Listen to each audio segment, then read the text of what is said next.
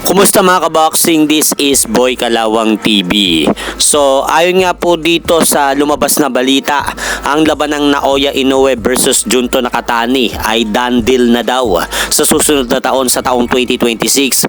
At ito daw ay gaganapin sa annual Golden Week sa Tokyo, Japan sa darating na buwan ng Mayo at 3. At syempre mga idol, bago po muna maganap ang laban nila Inoue at Nakatani, kailangan muna nilang maipanalo ang kanilang mga kanya-kanya nilang laban sa darating na December 27 at sa susunod na Sabado na po yan.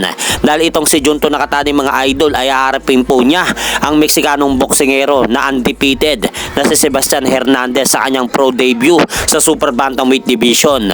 Habang ito naman pong si Naoya Inoue mga idol ay dedepensa naman po niya ang kanyang undisputed Super Bantamweight crown ng ika-6 na beses laban dito sa kanyang number 1 mandatory challenger na si Alan David Picasso para siguradong matuloy ang kanilang mega fight sa susunod na taon. At speaking Naoya Inoue mga idol, kahapon nakalapag na po ang buong kampo ni Naoya Inoue sa bansang Saudi Arabia para sa kanilang magaganap na laban ni Alan David Picasso ngayong darating na December 27 sa magaganap na The Ring 5 na pinamagatang Night of the Samurai. At sa kabilang banda naman mga idol, kahapon sa naganap na laban nila Anthony Joshua at Jake Paul sa Miami, Florida, tinalo nga po ni former Unified World Heavyweight Champion Anthony Joshua itong social influencer na si Jake Paul at ngayon lumalaban na po sa professional boxing sa pamamagitan ng 6-round technical knockout matapos nga pong basagin ni Anthony Joshua ang panga ni Jake Paul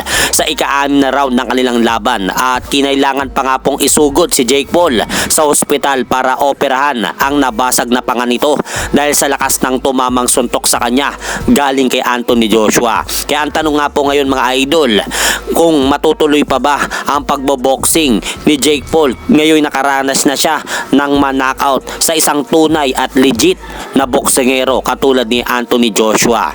At hanggang dito na lang po muna ang aking update sa mga aganapan sa mundo ng boxing. At syempre mga idol, huwag nyo rin pong kalimutan, pakisuportahan nyo naman po muna ang ating munting channel. Maraming salamat po.